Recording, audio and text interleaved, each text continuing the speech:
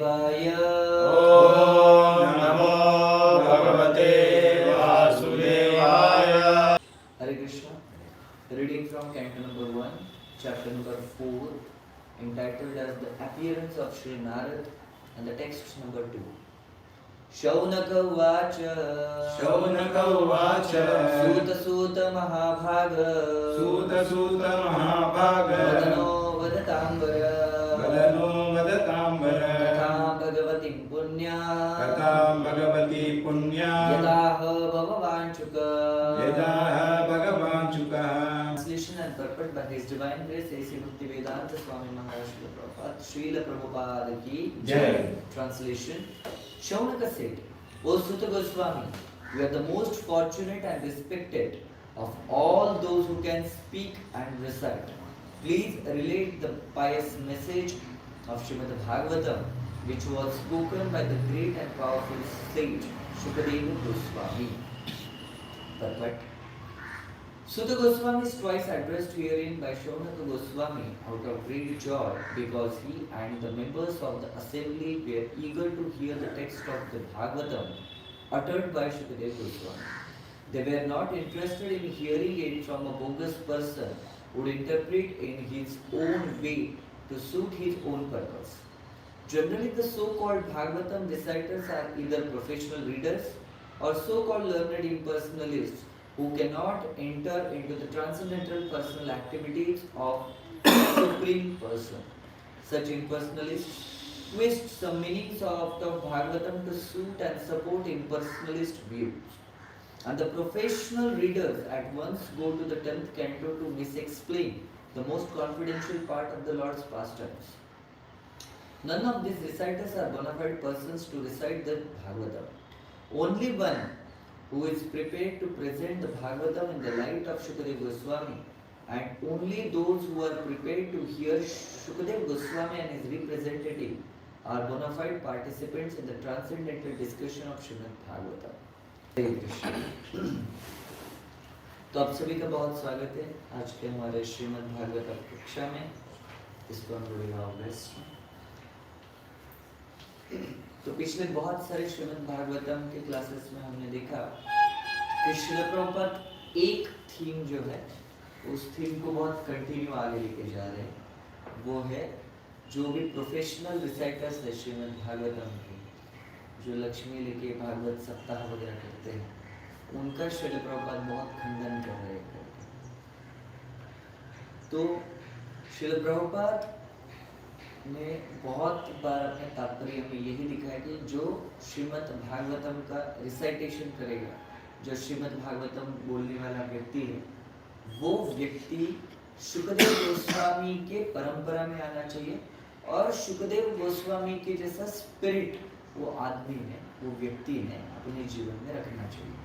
श्री शुकदेव गोस्वामी एक वैरागी थे जिनका कोई फैमिली लाइफ या कुछ पर्सनल एजेंडा नहीं था। जब वो परीक्षित महाराज के लिए या गंगा के तट पर श्रीमद् भागवतम बताने के लिए आए थे, उनसे कुछ परीक्षित महाराज को बोला नहीं कि मुझे परीक्षित महाराज को बोला नहीं उन्होंने कि मुझे थोड़ा सा सोने की सिक्के वगैरह चाहिए, तभी मैं जाकर श्रीमद् भागवतम बताऊंगा। तो वो वैरागी थे और अपने मेंटेनेंस के लिए सर्वदा वो भगवान के ऊपर अवलंबित थे।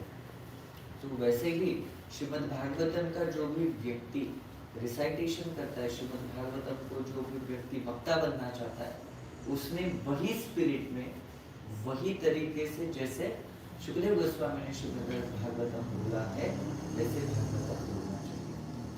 तो सर्वप्रथम यहाँ पे श्रील प्रभुपाद बोलते हैं, इस श्लोक में 2 बार सूत सूत बोला गया। अरे सूत सूत महाभाग, बोलिए अरे नहीं लगता ये व्याकरण की गलती है, इस सूत 2 बार आया, परंतु ऐसा नहीं। जब व्यक्ति अपने जीवन में बहुत एक्साइटेड होता है तो एक ही चीज 1 बार 2 बार 3 बार बोल देता है, हुआ ना पक्का हुआ ना, पक्का ना 100% ना। तो इस पद्धति से हम बोलते हैं, बराबर। तो वो एक्सटेसी रहती है, वो आनंद रहता है। जब हमारा आनंद का इमोशन, जो भावना है वो ऊपर आती है, तो उस समय ये शब्दों में से इस तरीके से बाहर आता। तो शौनकादि ऋषि क्योंकि भगवान के वो शुद्ध भक्त थे, तो जब उनको पता चला कि सुत गोस्वामी जो है परफेक्ट स्पीकर है जो श्रीमद् भागवतम बोल सकते हैं, तो उनको इतना अच्छा लगा, इतना आनंद हुआ, तो उनको ये करना था कि जल्दी बोलो। तो इसलिए बोलते सूत सूत महाभाग, आप जल्दी जल्दी बोलिए सुत गोस्वामी कि जो भी आपने सुखदेव गोस्वामी के मुखरविंद से सुने हुए संदेश है वो हमें बता दीजिए। ठीक है, तो इसलिए श्रील प्रभुपाद तात्पर्य में लिखते हैं कि सुत गोस्वामी को 2 बार उनका नाम लिया गया है शौनक ऋषि ने, क्योंकि वो बहुत खुश है कि सुत गोस्वामी अभी हमें श्रीमद् भागवतम का बारे में बताएंगे। They were not interested in hearing it from a bogus person who could interpret in his own way to suit his own purpose. विशेषतः इस भौतिक जगत में हम कोई भी कार्य करने जाते हैं, चाहे वो भौतिक कार्य क्यों ना हो या आध्यात्मिक कार्य क्यों ना हो, ये दोनों कार्य हमेशा पर्सनल एजेंडा से इन्फ्लुएंस्ड रहते हैं। मेरा पर्सनल एजेंडा, मुझे इसमें से क्या प्राप्त होता है, मेरा स्वार्थी प्रवृत्ति जो है वो उस कार्य को करने के लिए मुझे प्रेरणा देती है। निस्वार्थ भावना से सेवा करना इस भौतिक जगत में लगभग ही नहीं, एब्सेंट है। उसको आप किसी भी फील्ड में जाएंगे तो ये कार्य आपको दिखाई नहीं देगा। इवन इस भौतिक जगत में अगर आप जाते हो तो कोई फिलॉन्थ्रोपिकल एक्टिविटी करता है, समाज सेवा या मानव सेवा भी करता है, तो भी उसके पीछे उसका कुछ ना कुछ तो स्वार्थी भावना या पर्सनल एजेंडा रहता है। बाहर मंदिर के बाहर जाके जितने भी सारे भिखारी लोग रहते हैं उनको केला भी बांटना है, तो भी उसका वो सोशल मीडिया के ऊपर पोस्ट डालते हैं, today I have distributed so many केलास to the beggars and see here I have, तो बेगर को देते हुए ऐसे सेल्फी खींचते हैं। There are social influencers, even the devotional service nowadays, they I got one link from a devotee where devotee influencer और social media devotee, इस तरीके का उसका कुछ टाइटल था। उसमें वो व्यक्ति ने इतने अच्छे तरीके से एक्सप्लेन किया कि आजकल भगवान को भी लोग अपने सोशल मीडिया की व्यूज के लिए इस्तेमाल करते हैं। कि वो छोटे से एक उदाहरण दिखाया था कि उसमें एक लड़की है 24-25 साल की और उसके पास लड्डू गोपाल है, विग्रह है लड्डू गोपाल के, और बोलते आज मैं अपने लड्डू गोपाल को अपने कान्हा को सुलाने की कोशिश कर रही थी, परंतु कान्हा सो ही नहीं रहे थे, तो वो खुद ही वो लड्डू गोपाल को बेड के ऊपर सुलाने की कोशिश करते थे, खुद ही अपने हाथ से खड़े कर देते थे। वो सो ही नहीं रहे थे, तो मुझे पता चला नहीं रहा था। फिर कान्हा जी मुझे बोले कि तुमने मुझे दूध नहीं दिया, तो मैं झट से गई, दूध गर्म किया और कान्हा को पिलाया, और फिर उसके बाद कान्हा को लोरी कराते हुए जब मैंने लोरी गाना चालू किया तो कान्हा सो गए। कभी किसी को रासबिहारी ने ऐसा किया? गौर सीताराम लक्ष्मण घर के विग्रह आपके ऐसे कभी किया? तो ये है कि विग्रहों का तत्व एक्चुअली क्या है, वही इन लोगों को समझ में नहीं आता। तो ऐसे व्यक्तिगण जो होते हैं वो अगर किसी प्रोफेशनल आदमी से केवल 10वें स्कंद को या भगवान की लीलाओं को सुनते तो उनको लगता है हम भी वैसे ही कर सकते हैं जैसे यशोदा माई, नंद महाराज, गोपिया, राधा रानी करते, वैसे ही भाव हम कृष्ण के प्रति रख सकते हैं। और फिर ये अपने व्यूज के लिए भगवान का इस तरीके से एक्चुअली लिटरली इस्तेमाल करते हैं भगवान का, कि देखो I am such a great devotee, में कितनी बड़ी भक्त हो गई। इसको बोलते हैं प्योरली सेंटिमेंटलिज्म। ठीक है, सेंटिमेंटल को भावुक व्यक्ति बोला जाता है, जो अपने मन में आने की जो इमोशंस आते, जो भावनाएं आते हैं उसके हिसाब से वो कार्य करता रहता है। उसको तत्व के दृष्टि में, फिलोसॉफी के बारे में कुछ पता नहीं रहता, तो ऐसा व्यक्ति केवल सेंटिमेंटल व्यक्ति रहता है। और जो भागवत रिसाइटर्स केवल पैसा देके, लक्ष्मी लेके भागवतम रिसाइट करते हैं, उसमें भी मुझे भगवान का रास पंचायत है कि जो बस कान्हा की लीलाएं सुननी है हम लोगों को, करते बाकी कुछ नहीं चलिए जीवन। कान्हा की लीला सुनेंगे और बाद में जाके भागवत कथा के बाद मस्त कांदा लहसुन वगैरह खाएंगे। तो that is not content, because इस टाइप का जो प्रोफेशनल रिसाइटेशन होता है वो व्यक्ति का हृदय परिवर्तन नहीं करता। जो रिसाइट करने वाला है वो अपनी आमदनी देखता है, और जो रिसाइट करवाने के लिए भागवतम जो है सप्ताह वो करवाता है उसको केवल एक पाइस क्रेडिट चाहिए कि लोगों के बीच में देखो मैं कितना धार्मिक हूँ और मैंने अपने इस पे कथा करवाई करके कृष्ण के प्रति इनको कितना प्रेम है। इस पद्धति का उनको क्या स्तुतियां बटोरनी है। तो ये बहुत पर्सनल एजेंडा रहते हैं जो भगवान के भक्ति में भी जो लोग हैं वो अपने आप को इस पद्धति से लगाते हैं। तो यहाँ पे श्रील प्रभुपाद ने बोला है दो लोगों के बारे में, एक इम्पर्सनलिस्ट। इम्पर्सनलिस्ट मतलब कौन? जो निर्विशेष निराकारवादी है।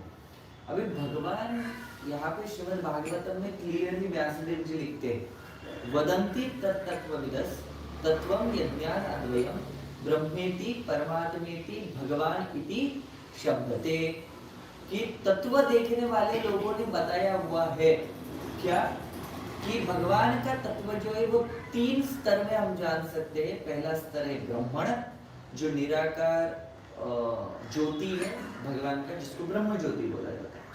दूसरा है भगवान का परमात्मा स्वरूप जो हर एक जीवात्मा के हृदय में भगवान परमात्मा के स्वरूप में रहते हैं।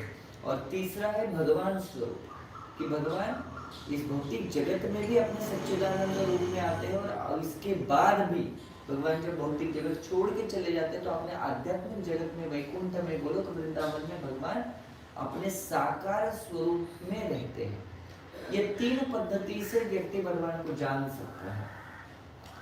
पहला जो प्रकार है ब्रह्म ज्योति वाला वो बहुत प्रिलिमिनरी नॉलेज, वो प्राथमिक ज्ञान है केवल, जो है ना हम बोलते हैं कि प्राथमिक शाला में पढ़ने वाला जो बच्चा है प्राइमरी स्कूल में उसको जो ज्ञान रहता है उस पद्धति।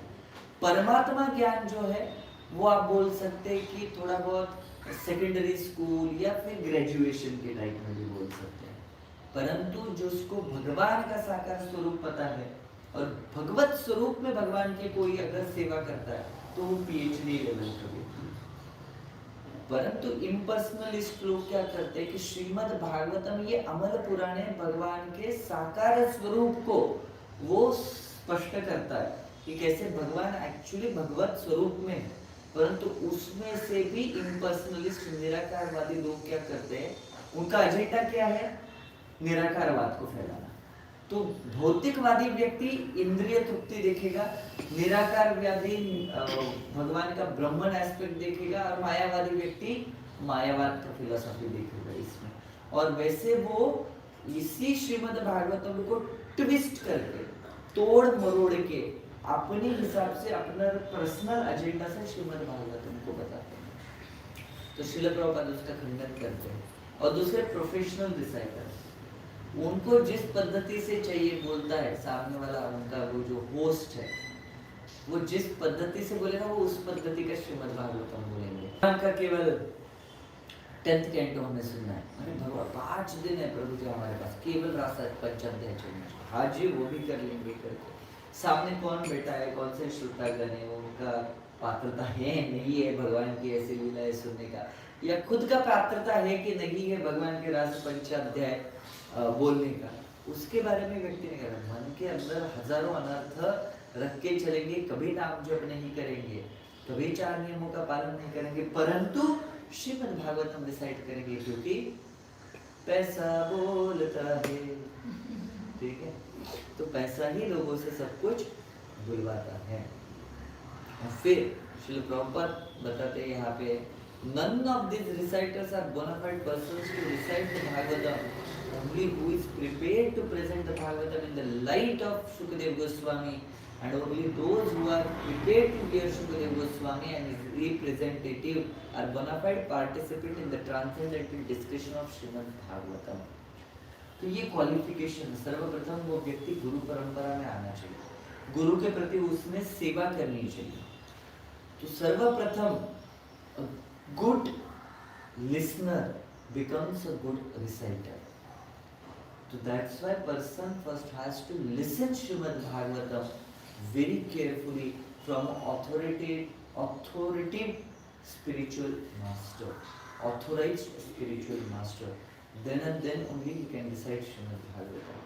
अगर आपको बहुत अच्छे से श्रीमद् भागवतम का रिसाइटेशन करना है, बहुत अच्छे से आपको श्रीमद् भागवतम सबको बोलना है, रिसाइटेशन को हिंदी में क्या बोलते हैं? उच्चारण। उच्चारण उच्चारण, श्रीमद् भागवतम का उच्चारण पाठन पाठन पाठन करना। अगर श्रीमद् भागवतम का बहुत अच्छे से पठन पाठन करके लोगों के सामने श्रीमद् भागवतम को प्रस्तुत करना है तो सर्वप्रथम आपको श्रीमद् भागवतम बहुत अच्छे से सुनना पड़ेगा। और वो भी किससे सुनना पड़ेगा? जो व्यक्ति गुरु परंपरा में आते हुए प्रामाणिक भक्त है भगवान का, प्रामाणिक गुरु शिष्य परंपरा में आता है, उस व्यक्ति से श्रीमद् भागवतम सुनना पड़ेगा। तो श्रील प्रभुपाद इसीलिए यहाँ पे बोल रहे हैं one has to present Shrimad Bhagavatam in the light of Shukdev Goswami. Shukdev Goswami ने यथारूप पद्धति से ही श्रीमद् भागवतम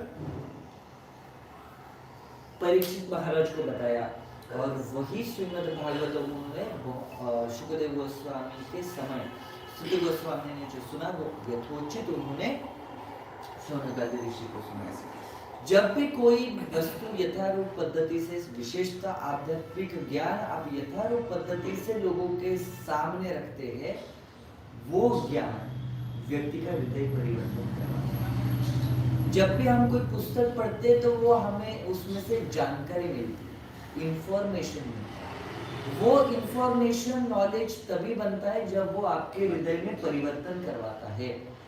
जानकारी को आप ज्ञान तभी कह सकते हैं जब वो आपके हृदय में परिवर्तन लाता है, अन्यथा वो केवल जानकारी है।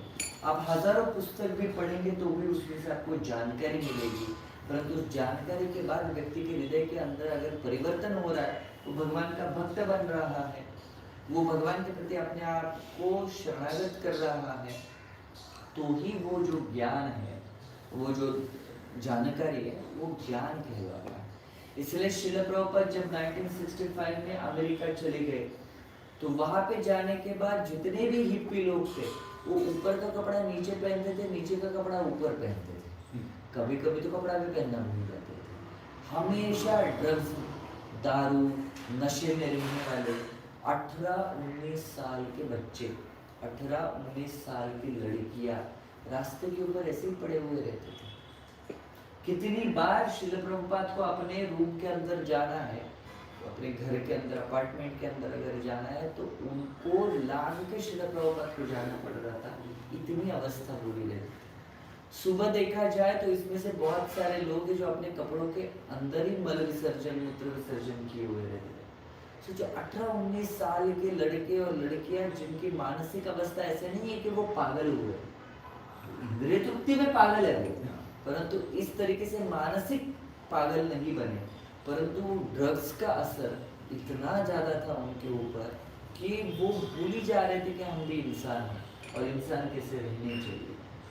वैसे केवल व्यक्तियों को श्रील प्रभुपाद ने श्रीमद् भागवतम का ये जो पाठ है यही पढ़ा के उनमें से उनका सर्वप्रथम उनको मनुष्य बनाया और मनुष्य से उनको फिर शुद्ध भक्त बनाया, केवल यह ज्ञान देते हुए और भगवान का प्रसाद खिलाते हुए। तो जब श्रील प्रभुपाद सर्वप्रथम अमेरिका गए थे तो उनके पास भक्तों को देने के लिए प्रसाद भी नहीं होता था। जब यही यंग लड़के लड़कियां जो है श्रील प्रभुपाद की क्लास में आते थे तब कोई एक एप्पल लेके आएगा या कुछ फल लेके आएगा, तो वो जो एप्पल है उसको ही श्रील प्रभुपाद गिनते थे कितने लोग आए हुए हैं और उस हिसाब से श्रील प्रभुपाद उसको कट करते थे और वो एप्पल सबको दिया करते थे। हमारी परिस्थिति कितनी अच्छी है, हमें हर रोज ब्रेकफास्ट में अलग अलग आइटम मिलता है। तो क्योंकि श्रील प्रभुपाद ने अपने जीवन में इतना स्ट्रगल किया और अपने जीवन में श्रील प्रभुपाद ने खुद के शारीरिक जो तकलीफें हैं, इन शारीरिक तकलीफों को दुर्लक्षित किया, उनके ऊपर ध्यान नहीं दिया, इसलिए आज हम यहाँ बैठ के गोरेगांव वेस्ट में भी श्रीमद् भागवतम का अध्ययन और श्रवणम कर पा रहे हैं। इसलिए मैं हमेशा बोलता हूँ the foundation for the building of our own devotional service is actually a sacrifice of another devotee. That is what the foundation of our devotional service. हमारे भक्ति के बिल्डिंग का जो बुनियाद है वो किसी भक्त के त्याग के ऊपर अवलंबित है। उस भक्त ने अपने जीवन में त्याग किया है, तभी जाके हमें आज भक्ति मिली हुई है। इसलिए हमारे जीवन में जितने भी भक्त आते हैं, चाहे वो थोड़ा क्यों ना कंट्रीब्यूट करे हमारे जीवन में, या शायद से कुछ ज्यादा हमें देखा नहीं गया आज तक कि उन्होंने कंट्रीब्यूट किया, परंतु हर एक भक्त के प्रति हमें हमेशा कृतज्ञ रहना चाहिए, ग्रेटफुल रहना चाहिए। If we are not grateful towards the devotees, we are grateful. So that's why we have to be always grateful towards the devotees. क्योंकि जो व्यक्ति का हृदय भक्तों के प्रति कृतज्ञ है, वही व्यक्ति के हृदय में भक्ति का बीज पनप सकता है। कृतज्ञता आपके हृदय को सुपिक बनाती है, जिसमें भक्ति का बीज आराम से उग सकता है। The grateful heart is actually very favorable for the conducive upbringing of Bhakti Lata Beej, the seed of a devotional service. An ungrateful attitude makes person's heart very hard. अगर कृतज्ञ नेचर जो रहता है, हिंदी में उसको गाली बोला जाता है, लेकिन वही शब्द मुझे पता है जिसमें हम बोलते हैं एहसान फरामोश। तो ऐसा व्यक्ति जो है, उसका हृदय इतना कठोर बनता है कि उसमें भक्ति लता बीज कभी उग नहीं सकता। तो इसलिए हर एक व्यक्ति, हर एक भक्त के प्रति हमें हमेशा क्या करना चाहिए, ग्रेटिट्यूड दिखाना चाहिए, हमेशा कृतज्ञता दिखानी चाहिए। तो श्रील प्रभुपाद ने अपने जीवन में इतना सैक्रिफाइस किया है, इतना त्याग किया है। श्रील प्रभुपाद के पदचिन्हों के ऊपर, श्रील प्रभुपाद के पदचिन्हों को फॉलो करते हुए जो श्रील प्रभुपाद के शिष्य, उनके सारे शिष्यगण जो है, वो भी पूरे विश्व में श्रील प्रभुपाद के ही दिए हुए शिक्षाओं का प्रचार और प्रसार कर रहे हैं। तो हमें उनके प्रति भी हमेशा ग्रेटिट्यूड रखना चाहिए। हर एक श्रील प्रभुपाद का शिष्य हमारे लिए सेलिब्रिटी होना चाहिए। हर एक प्रभुपाद का शिष्य को हमें उतना ही पद्धति से आदर देना चाहिए जितना हम अपने गुरु महाराज को देते हैं। वैसे ही पद्धति से हर एक प्रभुपाद शिष्य को भी हमें देना चाहिए। They are very special. Srila Prabhupada का हर एक शिष्य इतने विशेष है। श्रील प्रभुपाद 108 मंदिर बना के गए। कितने? 108। आज कितने मंदिर हैं? 800 प्लस। वो कहाँ से आए? तो श्रील प्रभुपाद के शिष्यों ने श्रील प्रभुपाद के आशीर्वाद से श्रील प्रभुपाद की शिक्षाओं को फॉलो करते हुए उसका इस्टेब्लिशमेंट किया है, उनको बनाया है करके। तो इसीलिए आज हमारे पास जो भक्ति आगे आ रही है, वो श्रील प्रभुपाद के शिष्यों की कृपा की वजह से आई है। उन्होंने जो 1960s, 70s एंड 80s में त्याग किया, सैक्रिफाइस किया, उसकी बुनियाद के ऊपर ही आज हमारी भक्ति जो है वो टिकी हुई है। आई ऑलवेज हर्ड दिस, मैं भक्तों के द्वारा सुना, मैंने कभी किसी से इसको ये नहीं किया, फिक्स नहीं किया कि ये कितना ऑथराइज, बट मैंने सुना था कि हिज होलीनेस गिरिराज स्वामी महाराज जो है वो बहुत रईस खानदान से, ये पास टाइम तो पक्का 100% है कि जब गिरिराज महाराज ने अपना ब्रह्मचर्य आश्रम ज्वाइन किया तो उनके पिताजी आए थे श्रील प्रभुपाद को मिलने के लिए कि मेरे बेटे को छोड़ दो, और उन्होंने सिग्नेचर करके श्रील प्रभुपाद के सामने ब्लैंक चेक फेंका हुआ था कि आपको जितना रकम भरना है इसके अंदर भरो, परंतु मेरे बच्चे को छोड़ो करके। तो इतने रईस। तो ये मेरे और एक कथा महाराज के बारे में सुनी थी कि उनकी जो बहन है उनका बर्थडे था एंड वो रो रही थी कि उनके पास इनफ शूज नहीं है, और उनके पास जो शूज का कलेक्शन, मतलब केवल शूज जो है उसका पूरा कबर्ड भरा हुआ था। समथिंग जो मैंने आंकड़ा सुना है, अलग अलग भक्तों से अलग अलग सुना है, तो कुछ भक्त बोलते हैं उनके पास 2000 plus shoes and still she was crying. तो इसका अगर आप कोई परम पूज्य गिरिराज स्वामी महाराज के शिष्य है तो उनसे कंफर्म करवा सकते हैं, but this is what I heard in my life. Prabhupada वाला जो ब्लैंक चेक वाला वो तो पक्का है, कि ब्लैंक चेक फेंका हुआ था करके, बोले कैसा प्रभुपाद के सामने भर दो आपको जितना चाहिए। वो गिरिराज स्वामी महाराज हमारे इस्कॉन जुहू के मंदिर में कुटिया में रहते हैं। 20-21 साल के लड़के थे उस समय। वो कुटिया में रहते थे जहाँ पे सांप, बिच्छू, जहाँ पे चूहे, मच्छर आज भी है। तो वो मच्छर भी जो है वो वहाँ पे हमेशा रहा करते। उसमें गिरिराज स्वामी महाराज जो इतने रईस व्यक्ति के बेटे, वो वहाँ पे एक ब्रह्मचारी बन गए। तो उन्होंने इतना अपना त्याग किया, तभी जाके इस्कॉन जुहू आज बन पाया और आज हम वही वृक्ष के फल खा रहे हैं। ठीक है, परंतु आज अगर हम अपने जीवन में त्याग करते हैं, सैक्रिफाइस करते हैं, तो हमारा त्याग और सैक्रिफाइस कभी व्यर्थ नहीं जाएगा। इसकी बुनियाद के ऊपर भगवान किसी और को भक्ति देने का कार्य करेंगे। तो हर एक भक्त के जीवन में केवल हम फल खाएंगे नहीं, हमें भी बीजारोपण करना है भक्ति का। उसको ही बोलते प्रचार और प्रसार करना है। जब इस भावना के साथ हम आगे बढ़ते हैं तो इस भौतिक जगत में भगवान श्री चैतन्य महाप्रभु ने जो बोला है, पृथ्वी त्याचे जद नगरादि ग्राम सर्वत्र प्रचार हो गए, यह फिर उनकी भविष्यवाणी प्रोफेसी जो है वो और अच्छे से उभर ऑलरेडी फुलफिल हो गई और भी फुलफिल होने में मदद हो। तो इसी के साथ आज यहाँ पे हम रुकेंगे। अगली बार मिलेंगे, फिजिकली 22 तारीख को मिलेंगे। तब तक के लिए हरे कृष्ण। ग्रंथराज श्रीमद् भागवतम की जय, श्रील प्रभुपाद की जय, दाय गौर प्रेमानंदे।